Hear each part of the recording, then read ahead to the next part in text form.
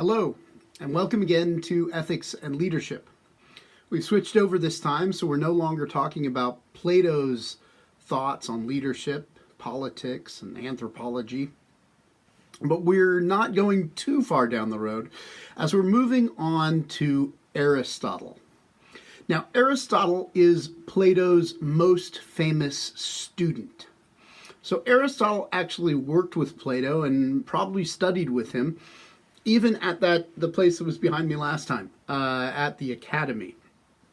And when it came time, when Plato died, there was in fact a search for a new leader of the Academy. And Aristotle was considered for that position because he was such an eminent student and such an excellent student there. But he did not receive the position. And so Aristotle decided to go across town to the Lyceum. And the Lyceum was a place of learning, a place where there was a theater. There was all sorts of stuff there. This is what's behind me this time, is the ruins of the Lyceum. Aristotle took up there and started offering philosophy classes of his own and opened up his own philosophy school there. And he didn't just teach inside. As a matter of fact, he's kind of famous for giving walking lectures, where he would walk around outside and his students would follow him as he went. And for this reason, his students, the followers of Aristotle, are sometimes called the Peripatetics, which is a term that refers to them as the kind of walking philosophers. Now, this also tells us a little bit about Aristotle and Aristotle's writing, which you've had an opportunity to get into with the Nicomachean ethics. So the Nicomachean ethics and his other works are not the same kinds of things that Plato wrote. Plato, of course, wrote dialogues in which he pictured Socrates having arguments with other people. The writings that we have from Aristotle are much more straightforward. Most of them are collections of notes from lectures by his students that were then put together into books to make textbooks for other people. The Nicomachean Ethics was intended as a basic textbook in ethics, and it is followed immediately by Aristotle's Politics. The content of the next two readings that you have from the class are both taken from the Politics. Now, the Nicomachean Ethics, it's a strange name, it gets that name because it's associated with Aristotle's son. The idea is that he named it for his son Nicomachus. So we have a picture of Aristotle, perhaps a better family man than certainly Socrates was, a little bit more settled maybe than Plato was, and kind of the establishment philosopher by the time he died, so that he was producing texts that would become the textbooks for the next generation. Now, he continued that way, and as a matter of fact, through the medieval period in Europe, you could just refer to the philosopher, and everybody would know who you were talking about, because you would be talking about Aristotle, obviously, the philosopher. Even more significant in the medieval period than Plato was Aristotle. And that has to do not only with his philosophy, although it does have to do with that, but it has to do with another thing that makes him kind of famous, which is he taught one of his students, not a student at the Lyceum, but a student that he tutored in his house, was a boy by the name of Alexander. And Alexander went on to become Alexander the Great, the Macedonian who ended up taking over Greece and leading the people of Greece to conquer much of the rest of the world that was known at that time.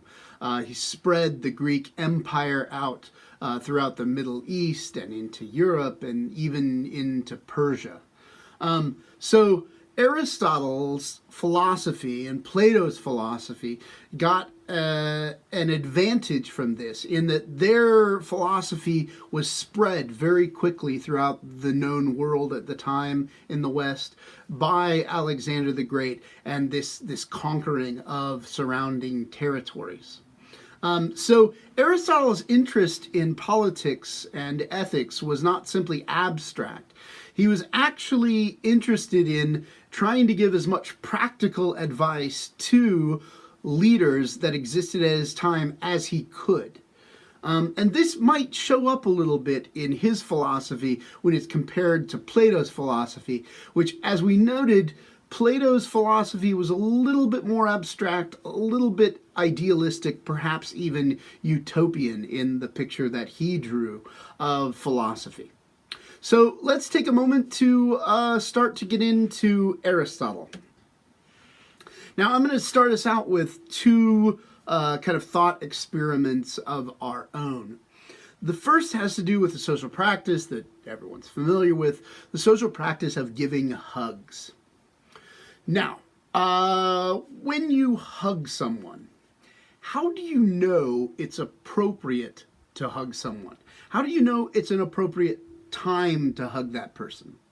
Because it seems that there's lots of times when it's not an appropriate thing to hug someone. So how is it that you figure out, like, oh, you know what, I should in fact hug this person now? Now, I doubt that you actually have a set of rules in your head about hugging, and that you consult those rules before you figure out whether to hug someone, right? Now, there are rules about hugging, especially if somebody has done it incorrectly or they've offended someone by their hugging, and so there are ways that we should kind of absolutely avoid, and we get rules around the outsides. But in most normal circumstances, there are no clear rules about hugging. You just have to kind of be the person who knows when to hug someone else. You have to be able to pick up on the signs, the experiences that the other person seems to be having, and try and figure out what they're feeling. And then sometimes a hug just feels like the right thing to do, right? It feels like the right thing to do. Now, I also want to note that not everybody knows when to hug. And I think we can all recognize that there are people who are bad huggers, right? So there are over huggers. There are people who hug too much. They hug all the time. They don't seem to recognize when somebody doesn't want to hug, and at times this can become inappropriate. But there's also under huggers, right? So there's people who perhaps don't ever hug someone else. They have problems showing affection, and so they will not feel like they should hug when perhaps it's the best thing to do, actually, to reach out to other people. Now, why do I raise this issue? Well, what we're interested with Aristotle, as we're going to see, is a kind of balance in figuring out our actions and our feelings. And in some ways, thinking about when to hug is a good starting place to think about what ethics might look like to Aristotle. Because ethics for Aristotle are going to be all about feeling the right way and acting the right way on those internal feelings. So getting yourself to where you feel correctly about what's going on with you, so that you don't have to explicitly think through all of the steps of ethics every time, but you appropriately recognize what's happening around you and you react to it appropriately. Now, another thing we could think about is the question, whom do you admire? So Aristotle believes that we learn our ethics by watching others and by practicing what they do. And he says that everyone, in fact, does this. So if your parents ever told you they were worried about the people you were hanging out with, perhaps they're Aristotelians. Because they believe that what you're watching, what you're experiencing, the culture that you immerse yourself in, shapes your own feelings and how you're going to react to the world around you.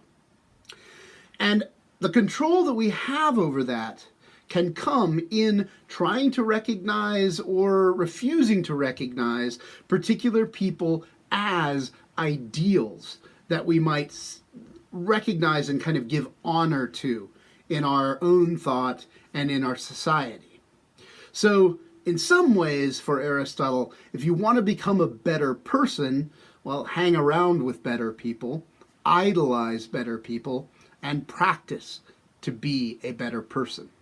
Now, I'll say more about this as we go, but hopefully these first two examples start you out thinking about how ethics might be if Aristotle is right about human psychology, anthropology, and society. Let's talk about some areas that Aristotle and Plato overlap in and some that make them a little bit different. Now, we know from Plato that he believed that things were ordered in a particular way in order to allow things to fulfill their function. In this, Aristotle generally follows him, although the emphasis on order is going to disappear as we focus more on a kind of balance. And so there's not as stable a system in Aristotle. Now, Aristotle talks about this explicitly in terms of the function of a knife.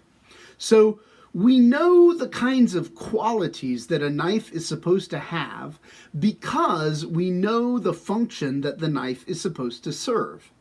And then we can look at the qualities that it has and see, does it live up to what it needs to do? So if you want a good knife, what kinds of qualities would it need? Well, you might think, okay, it's got to be hard, but you don't want it too hard, so much that it's kind of brittle and going to break when you use it. You want it appropriately hard. You want it to be shaped so that you can cut the kind of thing that you want to cut with the knife. And here we would get into different kinds of knives, right? But you could also have bad knives. I mean, what would make for a bad knife? Perhaps a knife that's overly sharp, that goes through too much and you lose control of it when you're using it. Or a knife that's dull. Or a knife that's weak. So today, if you watch YouTube, you'll find YouTube videos of people making knives out of all sorts of things to see if they can get these different materials to fit up with the function of a knife. And here I've got a picture of a knife that's made of pasta.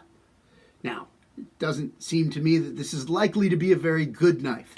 Now, it might work for a short period of time, but as soon as the knife gets wet, what's going to happen? Well, it's going to get flippy floppy. I mean, that's what's going to happen to a pasta knife. You've got to assume. I assume that that's what would happen to a pasta knife. So Aristotle says, okay, so we can figure out what's good about things and figure out what characteristics they need to have to be good, provided that we know the function that something's going to have. Now, to put this in Greek language, we might say that if we know the function of something, then we can know the virtues that it needs to have. So a virtuous knife has the virtue of sharpness, has the virtue of appropriate hardness, has the virtue of an ergonomic handle, the long tang. We could get into knives a whole bunch here, but I will hold off on that at this point. So you know the virtues that something needs in order to fulfill its purpose. And then perhaps we could say something about the particular virtues that something ought to have if we know about its purpose or its function. So if we want to know about human excellence, then, the first thing that we might want to know is, what is a human function? So we know that a knife functions when it cuts. This makes it fairly easy to make sense of knives, but what is it a human supposed to do? What are we supposed to achieve? What makes us successful? Well, it's a good question. Now, eudaimonia is a general term that was taken in ancient Greek to name what the proper function of humanity was, what it was that made for a fulfilling life for the human being. Now, Plato would have used this word as well. He would have used it for the knowledgeable person. The philosopher would have achieved a life of eudaimonia. That person would have been eudaimon, like Eudaimon, eudaimon. See, it's not, it's a pun when you do it that way. It sounds like eudaimon, but eudaimon. Anyway. Okay, so Plato could have used the term too, and he did, but the term eventually comes to be associated especially with Aristotle and his particular picture of the fulfilling life, the good life, as he lays it out. Now, Plato had analyzed eudaimonia and the good life in terms of your basics, knowledge, which leads to justice. A properly ordered person will have knowledge in charge of the passions, of the desires, and of the spirit, and this will lead that person to be virtuous, to be just. Now, at the end of the series of lectures on Plato, I suggested some criticisms of Plato. Some of those were that Plato seemed to have a very static picture of what the human self was supposed to be. It wasn't very dynamic. It didn't give much for like freedom and choice and things like that, or changes over time. Plato figured that if a person was ordered properly, they just were ordered properly. Well, Aristotle certainly agrees that reason has to play a key role in morality. He doesn't doubt this. And he certainly wants the person to be moral. But he thinks that the fulfilling life requires more goods than simply knowledge and proper ordering of the self. So he asks, for instance, what would life be without friends? I mean, can a person be incredibly knowledgeable and, in fact, have all the book learning you want, all the abstract knowledge you want, and yet not have a good core of friends? I mean, Aristotle thought that would really take down on a human life if there weren't any friends. Or what if you weren't in a good family? What if you didn't have a family that went along with you, that believed in you? Wouldn't that reduce how fulfilling your life was if you didn't have that possibility? What about art? I mean, imagine a world in which everyone focused on knowledge or producing or protecting other people, but you never got around to a culture that celebrated art and saw beauty in the world. What about music? I mean, would life without music really be entirely fulfilling? Or do you need this kind of thing in order to live a full human life? What about great novels, literature? I mean, doesn't that in fact contribute to the fullness of human life? What about sports? Don't we want to have sports in order to have a human life? What about religion? Does participating in the rituals, in fact, contribute to the experience of a human life? And what about food? I mean, not just any food, but it's like great food. Doesn't great food make life better? Right? And if so, isn't that something you would want included in anything that you're wanting to call the fulfilled human life? Now, what Aristotle is doing here is he's suggesting that eudaimonia, the fulfilling life of the human being, is not focused on any one thing. And as a matter of fact, we can't reduce human life to any one thing, or we'll be confused about human life. Sometimes eudaimonia gets translated as happiness, but that actually misses Aristotle's point, because we usually think about happiness as a particular internal feeling, right? And we want to have produced in us as much happiness as possible. But Aristotle says that's not a realistic way to look at human life. I mean, take, say, the feeling that I get when I eat my pizza and the feeling that I get when I cuddle with my daughter at night. Now, these are two entirely different things. He says, if you talk about them just in terms of like one overriding word, happiness, we kind of lose the meaning of all of the different activities that we take part in. And human life, the fulfilling human life at least, is an incredibly diverse thing. It's filled with various different goods, and the fulfilled person experiences all of them. and experiences all of them appropriately. So the trick to the fulfilling life is finding how you in fact balance all of these things against each other. Aristotle's fulfilled person is in many ways what would later come to be called the Renaissance person, the well-rounded person. Someone who has experience in a whole bunch of different areas and is able to put that together into one comprehensive life. Now, his difference in terms of the appropriate life of fulfillment echoes a difference that he has with Plato concerning anthropology, his understanding of human beings. So Plato pictured the reason as being in charge of the appetites and the spirit in basically a hierarchical picture where the reason tries to put down the appetites. And perhaps even in Plato there are times when it seems like if you could just get rid of the appetites, you would be better off. Because most of what the appetites do is cause trouble for you. So your desires are actually distracting you from goodness. And goodness is gained through that kind of abstract knowledge of order that has to, at best, be imposed upon your appetites and desires. Now, Aristotle disagrees with this basic picture. He doesn't imagine human beings as so rationalistic and doesn't imagine that their appetites are so useless in the moral life. Rather, Aristotle imagines that certainly reason has a role to play, a central role to play in morality, but that reason informs the appetites and that the appetites, when trained properly, are able to cooperate in the moral life. As I suggested at the beginning, for Aristotle, in many ways, you feel what is right, rather than thinking about what's right all the time.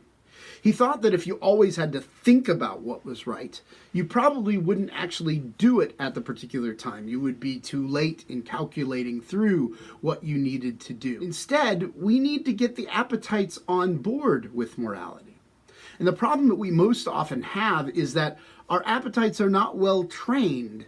They aren't well set up to go along with what's moral. So when the pizza comes out, Aristotle hoped that there could be a time that I would train myself so that my appetites were that I only wanted the appropriate amount of pizza. Because he thinks that if I have to continually use my reason to impose upon the appetites, I'll never actually be successful in balancing out my diet. So he says here, the appetite seems, as we said, to participate in rational principle. At least in the self-restrained man, it obeys the behest of principle. And no doubt in the temperate and brave man, it is still more amenable. For all parts of his nature are in harmony with principle. So principle here, he's talking about that rational part of yourself, those rules. And what we need to do is to try and teach our appetites, educate our appetites, so that we feel correctly and we don't just think correctly, right? Because this is the ideal person, is a person who is completely comfortable with what's moral, feels it appropriately. Now, virtue then is going to be slightly different from what it was for Plato. Although both of them would agree that virtue is excellence, virtue is in some sense a character trait, Aristotle says that virtue is, and this is paraphrasing, a stable, intentional disposition to feel and act in accord with a mean between excess and deficiency as determined by right reason. Now, that's a huge word salad that I just gave you there. So we should say something about how to draw that out. Okay, so the first part. In order to have virtue, in order to have this excellence of character, it has to be a stable trait in you. So we can imagine people who could be good just by luck. I mean, it happens that they're good. Although this is not something that would then be a stable characteristic for them. So imagine somebody who's walking along and this person sees a beautiful woman or man across the street and they think, I'd like to impress that person. And it happens that there's an elderly person at the corner waiting to cross the street, and they think, ooh, you know what? If I help this elderly person across the street, that'll make me look really good to that other person, right? And so they decide to do this. Now, what they're doing, helping the older person across the street, is a kind of good action, right? But it's not something that they would do stably, that they would always do. They're actually doing it because there's somebody there watching. And so if you really want to have virtue, it's going to have to be a stable quality. It can't just be luck that brings you to it. It also has to be intentional. So if you have a set of kind of unthinking dispositions that you have, or trained dispositions that you've never really thought of and you don't know why you have, then they don't rise all the way to virtue. Here is a picture that I've got that comes from behavioral psychology. I don't know that you know, but at one point behavioral psychologists taught pigeons to play a version of ping pong. Now, I don't know why they did this, but the training was adequate. They used like punishment and reward, something, positive stimuli, I'm sure they would call it.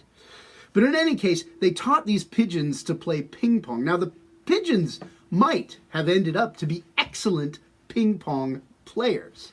And maybe they could even beat you or me. They couldn't beat me. I'm really good at ping pong. But even if they could, they would not be virtuous ping pong players because they don't really understand what it is that they're doing. They don't understand why it's a good thing to do. They're just doing it out of a kind of unthinking practice that they have. Now, virtue has to become for you a disposition or a habit, as Aristotle says, a hexis. Now that means that it becomes a kind of usual practice. It becomes your usual way of doing things. And it becomes the first thing that you would respond with. So even while this has to be intentional, you have to think about it. At least at some point you have to have thought about it and kind of have some knowledge about why you do it. It also has to become habitual for you so that you do it regularly. When you come to the door, do you open it? Do you look behind yourself to see if there's anyone else coming that you could be opening the door for? Now, that might become a kind of habit or dispositional. Now, you've thought about it, hopefully. You've thought about why you want to open the door to other people in order to be respectful, perhaps because you feel that other people are dignified and worthy of this, or whatever other reason that you have. But it becomes a habit that you have. Now, disposition is not necessary all the time to do it. And there might be reasons in particular circumstances that override your dispositions. So, for instance, it's a virtue to wake up regularly at a time that will get you to class. But obviously, if you come to the weekend, then that's not necessary. And so the disposition to get up early has to be just a disposition, because as a matter of fact, you're not going to be a virtuous person if you just stick to it all the time, as if it's an absolute rule. That's not virtuous. You have to be able to figure out and feel when it is, in fact, appropriate to do the thing. Now, Aristotle is interested in feeling and acting.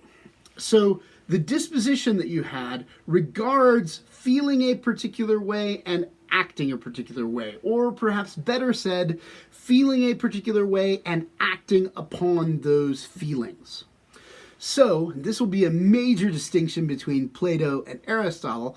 Aristotle's virtues have primarily to do with your feelings, your appetites, your desires, your spirit.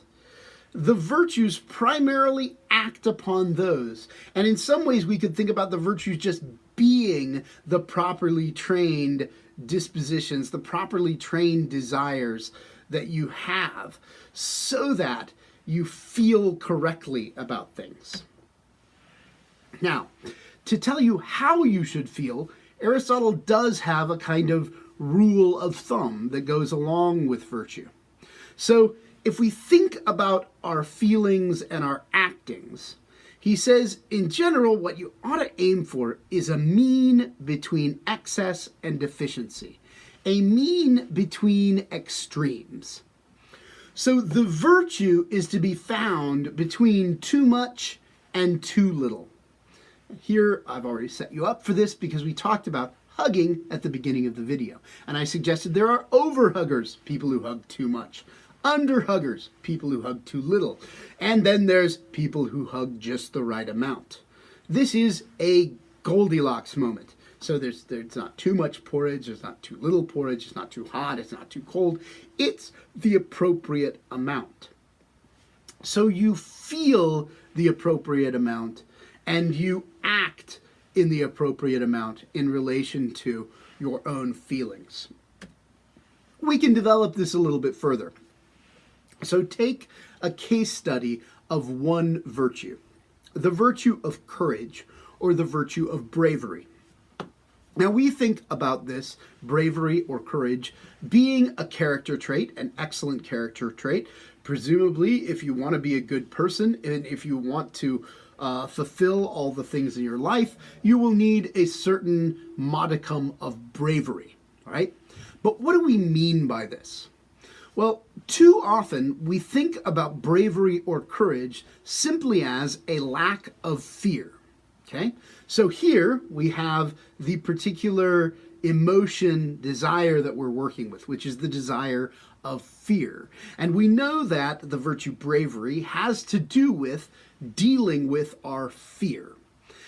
But too often we think that it's simply getting rid of the fear. But it turns out that's not actually what bravery is.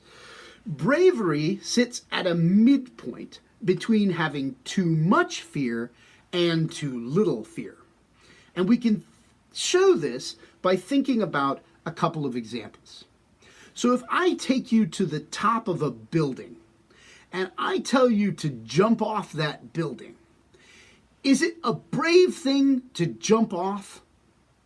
Well, no doubt it depends. How tall is the building, whatever else. Let's say it's a 10-story tall building.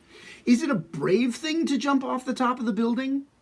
Well, no, that's not brave. That's stupid.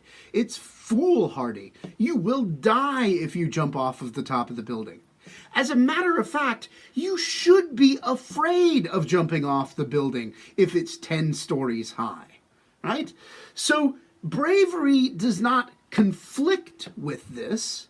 It's the fact that you don't want to jump off a 10-story building doesn't make you not brave. It just makes you not an idiot. Because there is such a thing as too little fear, right? Now, bravery certainly does require that you also avoid having too much fear. So say you're at a luau sometime and there's a fire in the middle of the luau and somebody challenges you to jump over the fire. Well, here we'll want to know, like, how high is the fire? How hot is the fire? Things like this. Now, the foolhardy person who is reckless, who has the vice of recklessness, might jump over it no matter how high it is. And the coward, the person with the vice of cowardice, who has too much fear, right? They might refuse to jump over it no matter what. The brave person will be the person who assesses it properly and figures out whether you should in fact feel like taking this challenge or not taking this challenge. So bravery sits at a midpoint between the vice of recklessness and the vice of cowardice. It is a mean between excess and deficiency with regard to your feeling of fear. So we can see what it means that the virtues are a place of a mean between excess and deficiency. Now, it turns out, Aristotle thinks, that you can do this with all of the virtues. So We've said that courage is a kind of midpoint between, as they've got on the chart over here, cowardice and rashness. We can also think about generosity. You could be overly generous if you don't pay attention to the fact that people feel bad, for instance, when you give them something. That would be, you don't feel enough concern about other people's feelings when you give them something. This would be extravagance. But you can also fall off the other side. So you could be too stingy. Or ambition. Ambition could fall to greed, or on the other side to sloth. You don't want enough to achieve things. Honesty. You could be overly sharing, or you could be overly tight-lipped. All of these are places where Aristotle believes that you need a virtue that finds a balance internal to your own feelings with regard to the thing that you're thinking about. So all virtues are means between extreme feelings. Now, the virtue has to be discerned by right reason. It's not enough just to feel these things, but in fact, you have to be able to reason about them as well. And when you come to a new case, when you come to something you haven't experienced before, you're not just going to be able to go on the basis of your feelings, but you're going to have to think about this. You're going to have to think about what's going on, and you're going to have to discern new answers as you come across new situations. We could look at this also from the question of differences of different people. So Aristotle has said that the virtue is found in a mean between excess and deficiency. But that doesn't mean that this is a stable target that we're looking at. Take, for instance, these two gentlemen to my side. Now, as they're concerned with their desire for food, we know that each one of them, if they're virtuous, are going to be aiming for a mean between the extremes. They shouldn't feel like they should eat too much. They shouldn't feel like they should eat too little. They should feel someplace in between. But is that mean the same for both of them? No. As a matter of fact, the big bulky guy there is presumably going to appropriately want to eat more than the less bulky guy beside him. Just because of the way their body is set up, because of their own history, they're going to have to find their own mean, and they're going to have to find where the balance is for them. There is no one set ordering that everyone can go with. Everybody's got to find their own place in the mix of their own lives to figure out exactly what's virtuous and what fits for their situation. Now, in all of this, we can contrast Aristotle with Plato, saying that Aristotle is in some sense about balance. So people, we could imagine, as living their lives in a kind of extremely flexible world, where stuff's always moving around you. And you need to pay attention to everything that's moving around you, because you need to participate in the goods of friendship and good food and art and literature and music and all of these things in order to keep yourself living a kind of continuously good life. But as you do this, you're also going to want to stay balanced, to keep yourself relatively stable so that you don't go to extremes in the process. Much different than the picture we got from Plato, which stressed that there is one particular order for the self. Reason putting the appetites down and controlling the appetites in order to establish a kind of one-time set order for how everything's supposed to be. Aristotle, in fact, doesn't believe that that would be the virtuous person. He thinks they're fixated on knowledge, too focused on that they've reduced everything to a focus on knowledge, and that this, in fact, would lead to a kind of reduction of human life. Now, at this point, we've said a little bit about what makes a human that we're aiming for, eudaimonia, a set of different goods that will be part of our fulfilled life. We've said something about the virtues that picks them up as a mean between extremes that's dealing with our feelings, our appetites, that's balancing us out internally.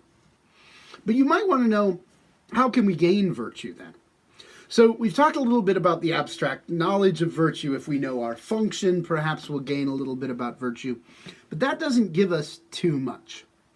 We want to figure out something more. I mean, how can I actually become virtuous? And how can I figure out what virtue looks like in practice? Ooh, practice. That's the word on the next slide. So, Aristotle thinks that the moral life, again, is dynamic. So you could think about being a good person just like you could think about playing a sport, playing a game. If you want to become a good person, it's like becoming a good football player, basketball player, soccer player, volleyball player, you just keep going, cheerleader, something else. Okay, so if you want to become a good person, you ought to do the same thing that you would do for a sport. You ought to get into the sport and practice it. Right? Because when you practice, this trains not only your reasoning, right, but your feelings. So you can't become a good football player simply by reading a textbook about football. That might give you some knowledge about football, but it doesn't actually prepare you for what football requires, right? Now, this is one of the reasons that we could say that in this class, I can't actually teach you to be a moral person. Right? Because being a moral person, in fact, requires practicing a particular set of activities. You have to practice being moral in order to be moral. You can't just decide one day you're going to be moral because you won't be able to sustain it. You've got to work yourself up to it. The analogy of sports also leads us to another kind of insight about how it is that Aristotle imagines the moral life. Because if you've played a sport or an instrument or anything like that, you might know that most of the time that you're playing, you're not explicitly thinking about every little motion that you do. As a matter of fact, if you think about every motion that you do, you won't be able to play. You'll be a fairly clumsy player. Because what you need to do is to kind of get in the zone, into the flow of the game, and feel what you're supposed to be doing even more than thinking about it.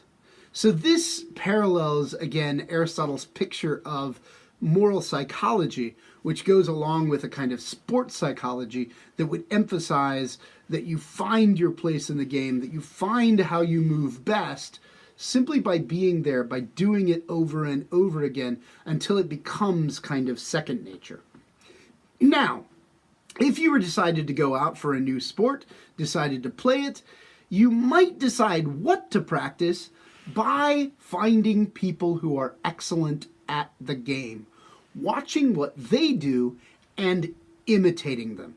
Again, this idea goes along wonderfully with Aristotle's moral psychology.